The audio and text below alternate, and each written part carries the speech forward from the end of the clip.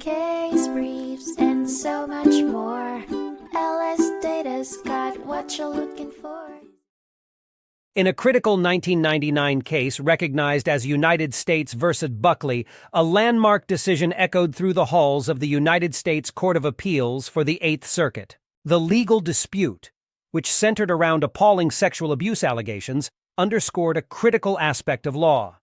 If proven that a defendant physically overpowered, restrained, or injured the victim to carry out a sexual act, they could be found guilty of employing force. At the heart of the case was John Buckley, a man prosecuted and found guilty of several sexual abuse-related crimes, including the severe charge of aggravated sexual abuse. Challenging the verdict, Buckley launched an appeal for his conviction, maintaining his steadfast claim that the government's case against him did not substantiate a forceful act on his part. The trial court had been swayed by the victim's harrowing testimony, in which she described in unequivocal terms a non-consensual sexual encounter with Buckley that left her, quite literally, scarred.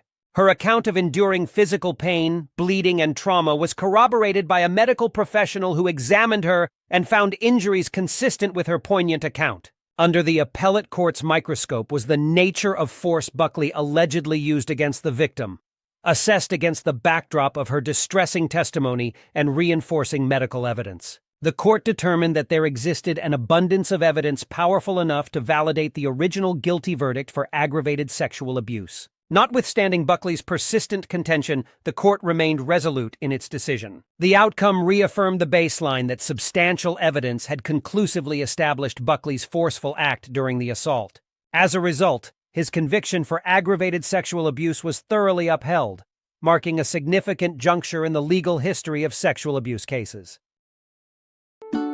Case briefs, and so much more.